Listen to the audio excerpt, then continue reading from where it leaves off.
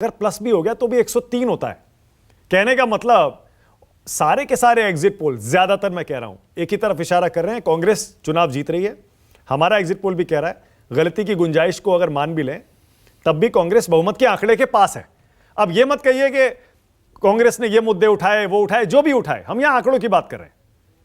Doctor गुरु प्रकाश, नहीं तो हम स्वीकार कर रहे हैं इस बात को, हम पूरी विनम्रता से इस बात को स्वीकार कर रहे हैं मानक जी।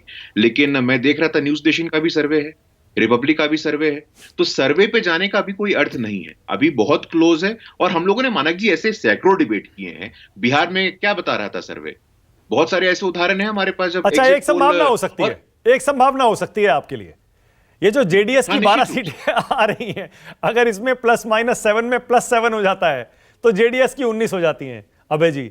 और अगर बीजेपी के लिए 92 है, इसमें +-11 में प्लस हो जाता है तो 103 हो जाता है। देखिए ये जो यानी ये संभावना बनी रहेगी। देखिए सर्वेक्षणों में जो भूल चूक वाला आंकड़ा होता है, कि भूल चूक वाला जो आंकड़ा होता है, सवाल ये है कि इस आंकड़े को हम कैसे पढ़ें, इसका तात्पर्य कैसे निकालें। तो इस आंकड़े को पढ़ने का एक सबसे अच्छा तरीका ये है, मेरी निगाह में जिस तरह मैं पढ़ता हूं, कि चुनाव मुहिम किस तरीके से चली।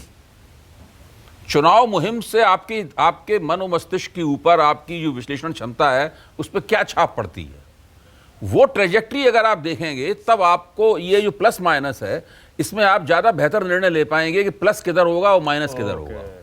ये मैं कह रहा हूं। ऑल राइट, इमरान पाशा, देखिए सवाल तो उठेगा इमरान पाशा, आपकी 12 सीटें हैं, अगर +7 हो गया, मान लीजिए 19 आ गई और बीजेपी की 100 के आसपास आ गई, तो इमरान पाशा क्या बीजेपी के साथ जाएंगे? अब तो वोटिंग हो गई है, अब आप खुलकर बता सकते हैं जेडीएस का प्लान बी क्या है। सबसे पहले तो मैं ये बताना चाहता हूं कि जो सर्वे आप दिखा रहे हैं वो सरासर गलत है। और एक बात, मुझे थोड़ा मोबाइल की स्क्रीन पर ठीक से वीडियो नहीं दिखाई जा रही है।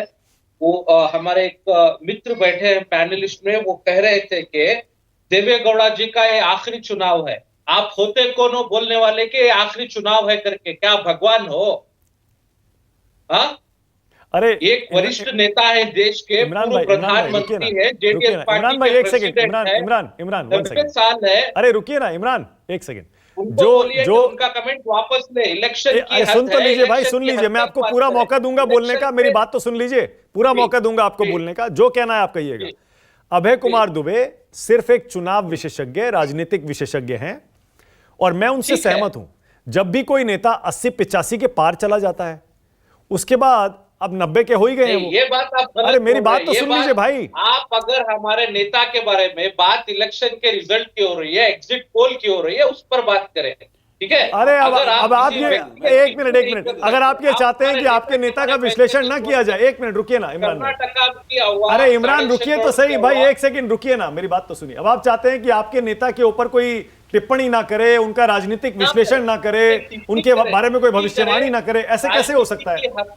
व्यक्तिगत टिप्पणी ना करे। अरे व्यक्तिगत टिप्पणी नहीं है भाई, वो टिप्पणी नहीं है, विश्लेषण है वो। इमरान भाई मैं आपसे माफी मांगते हुए कह रहा हूं, इमरान भाई मैं आपसे माफी मांगते हुए कह रहा हूं, देवेगौड़ा जी के जीवन, उनके व्यक्तिगत रूप से उनकी दीर्घायु के ऊपर मेरी कोई टिप्पणी नहीं थी। मैं चाहता हूं वो 100 साल से ऊपर जिए, 110 साल जिए और भी ज्यादा जिए, मैं ये कह रहा हूं। मैं तो ये कह रहा हूं कि जब वो 90 साल के होने जा रहे हैं तो राजनीति में उसके बाद में सक्रियता आमतौर पर खत्म हो जाती है। लेकिन अगर वो और भी सक्रिय रहते हैं और आगे अभी 2-3 चुनावों में भी आपकी पार्टी का नेतृत्व करते हैं तो उसका स्वागत है। स्वागत है, आपका फैसला है वो। अब बोलिए इमरान पाशा, अब मुद्दे पर आइए और बताइए, अगर आपकी 20 आ गई और बीजेपी की 100 आ गई, क्या बीजेपी के साथ जाएंगे? सबसे पहले तो मैं बताना चाहता हूं कि यहाँ पर जो आंकड़े दिखाई दे रहे हैं, मैं पिछले 2-3 घंटों से मीडिया डिबेट पर बैठ रहा हूं, हर एक चैनल में एक डिफरेंट सर्वे दिखाया जा रहा है।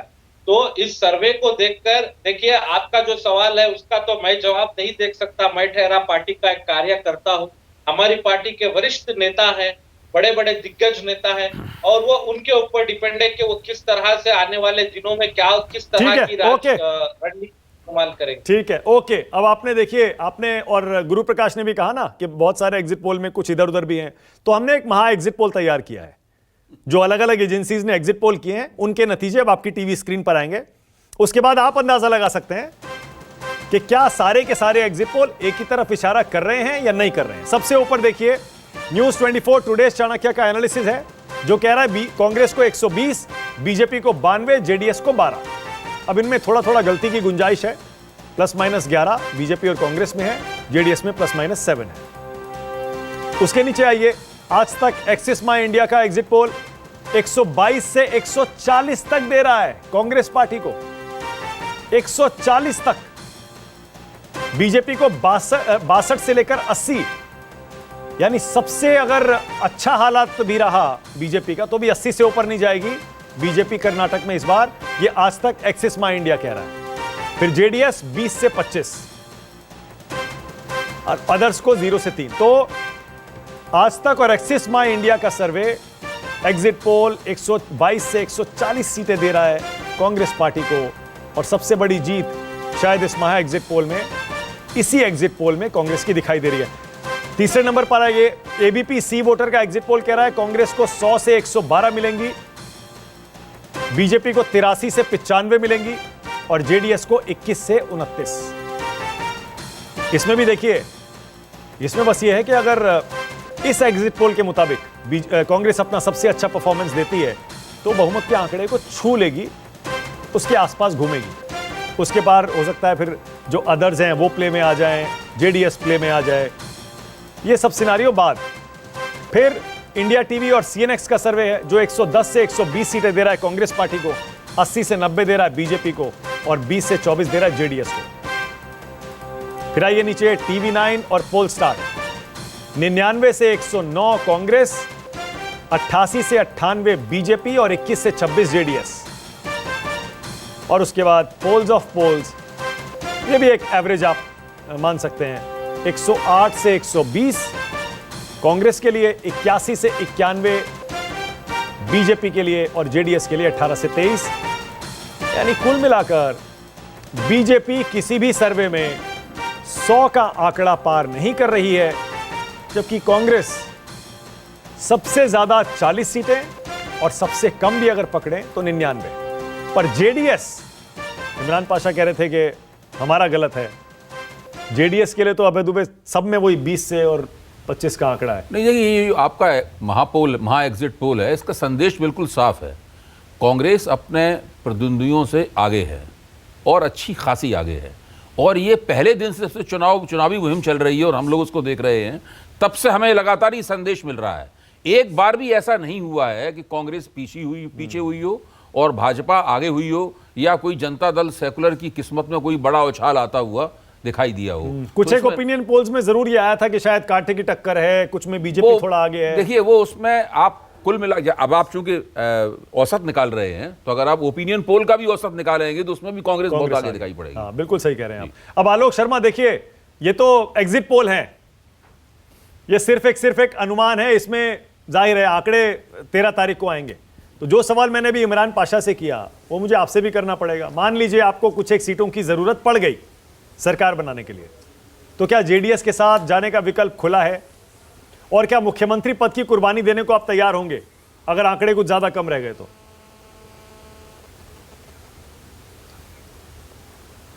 देखिए मानक जी, हमने पहले भी जेडीएस को मौका दिया, ऐसा नहीं था कि मौका नहीं दिया गया।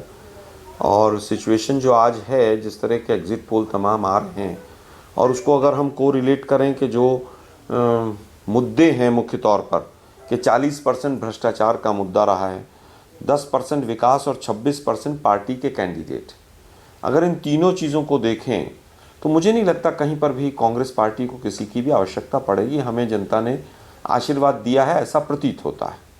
राजनीति है, राजनीति में संभावनाएं रहती हैं, चुनाव ख़त्म हो गया है, तो उसके ऊपर मैं अभी टिप्पणी करने के लिए ना तो अधिकृत हूँ और ना ही ऐसी मुझे अवस्था नज़र आती है कि कहीं पर भी हमें जेडीएस की आवश्यकता पड़ेगी। और अगर जेडीएस 12-12 पर आ गई तो पाशा भाई देखिए, उसमें फिर जेडीएस का भविष्य जो है कहीं ना कहीं कटघरे में खड़ा दिखाई देगा। गुरु प्रकाश बहुत अच्छे प्रवक्ता हैं, मैं छोटे भाई के रूप में उनका बहुत सम्मान करता हूँ और उनकी अपनी भावनाएं हैं, लेकिन गुरु प्रकाश भाई को मैं ये कहना चाहूँगा कि चुनाव में हार और जीत लगी रहती है। 2014 के बाद हम तो हारे बहुत हैं, आप भी बहुत हारे हैं। तो प्रवक्ता जिस तरह से आज आप सभ्यता का परिचय दे रहे हैं, आप बधाई के पात्र हैं और मेरी शुभकामनाएं हैं, आप जीवन में बहुत अच्छे प्रवक्ता बनेंगे। चुनाव में हार और जीत चलती रहती है। मुझे ऐसा लगता है मानक जी, जो मुद्दे हैं आज, ये मुद्दे जनता के मन में थे और मैंने ग्राउंड पे 22 दिन वहीं पर देखा, वहाँ ये बजरंग बली और मोदी साहब ने जो जो झूठ बोले और सब कुछ नहीं चल रहा था वहाँ पर। जनता केवल सीधा कह रही थी कि भ्रष्ट सरकार है ये, इनको हटाना है। और ये तय हो गया है मानक जी, कर्नाटक का चुनाव लैंडमार्क होगा पूरे हिंदुस्तान के इतिहास में, लोकतंत्र में। जिस दिन कर्नाटक में पूर्ण बहुमत की कांग्रेस की सरकार बनेगी, उस दिन बीजेपी की सरकार मुख्य मुद्दों पर लौटने के लिए मजबूर हो जाएगी। ओके, ये जो रोज के नए ड्रामे थे ना, आज रिजर्वेशन, कल दंगे हो जाएंगे, परसों यूसीसी, परले दिन फिर मंदिर, फिर बजरंग बली और फिर हनुमान चालीसा। बीजेपी की सरकार हारते ही देखना आप, तुरंत रेट कम होंगे पेट्रोल और डीजल के, और वैकेंसियां निकलेंगी केंद्र सरकार में, आप ये देख लेना। और 2024 में इनके तंबू उखड़ जाएंगे। ये 13 तारीख को शाम को इसी समय हम और आप चर्चा मैं इंतजार ही कर रहा था कि बीजेपी आलोक के शर्मा तंबू उखड़ 2024 का नाम कब लेंगे। और जेडीएस की अगर 12 सीट रह गई एग्जिट पाशा पोल भाई, के आंकड़े आते ही देखिए आलोक शर्मा ने ऐलान कर दिया है, गुरु प्रकाश आप तैयारी कर लीजिए, बोरिया बिस्तरा बांध लीजिए। और देखिए आंकड़े भी तो है ना, एक्सिस माई इंडिया का पोल तो 140 तक दे रहा है गुरु प्रकाश। नहीं देखिए, वरिष्ठ प्रवक्ता हैं, हम बहुत सीखते हैं उनसे। मुझे बोलने में कोई गुरेज नहीं है, हम बहुत सीखते हैं और एक दूसरे से लगातार संवाद भी करते हैं, लेकिन कुछ बातें समझ लेनी जैसी है। Thank you. कांग्रेस की राष्ट्रीय अध्यक्ष के सुपुत्र प्रियांक खरगे जी चुनाव लड़ रहे थे, उन्होंने ट्वीट किया है और इस ट्वीट से आगे की पटकथा स्पष्ट हो जाती है। उन्होंने क्या ट्वीट किया है? Polling stopped in booth 178, presiding officer is prompting influencing people to vote for BJP. ये आज का ट्वीट है श्री प्रियांक खड़गे जी का। अब ये आगे की पटकथा कैसे तैयार हो रही है, जिस प्रकार ये ट्रेल करना शुरू करेंगे। और मैं पोल का एवरेज देख रहा था, कहीं भी 10 से 15 सीट का मार्जिन है, और पिछला चुनाव देखे, उससे पिछला चुनाव देखे, वोट में मार्जिन क्या होता था? 500 वोट, 700 वोट। तो अभी it's too early to make a call. मैं बस इतना सबमिट करना चाहता हूं कि अभी पूर्वानुमान करना, अभी जैसे हमारे यहाँ कहावत है, ना 9 मन तेल होगा ना राधा नाचेगी। कांग्रेस के लोग भले ही आज खुश हो लें, कल खुश हो लें, लेकिन 13 तारीख को कौन खुश होगा? वो कर्नाटक की जनता होगी, और कर्नाटक की जनता बताएगी कि हाईएस्ट एफडीआई वाला स्टेट हो, कोविड में बेस्ट परफॉर्मेंस का स्टेट हो। ओके, अच्छा गुरु प्रकाश, ओके, जो मैंने सवाल अभी आलोक शर्मा से और इमरान पाशा से किया था, आपसे भी पूछना पड़ेगा। देखिए संभावना है, हो सकता है कि बहुमत के आंकड़े से कांग्रेस भी पीछे रह जाए, आप भी 100 के आसपास आ जाएं, और 20, 25, 30 सीट जेडीएस की आ जाए, क्योंकि सारे एग्जिट पोल कह रहे हैं 20 से 30 तक जेडीएस आएगी, उससे नीचे नहीं जाएगी। तो क्या कोई संभावना है क्या कि आप कुमार स्वामी को सीएम बनवा दें, कांग्रेस को सत्ता से दूर रखने के लिए, और सत्ता में आने के लिए कैसे भी, क्योंकि आपको भी यह दिखाना है 24 से पहले कि हम जीत रहे हैं।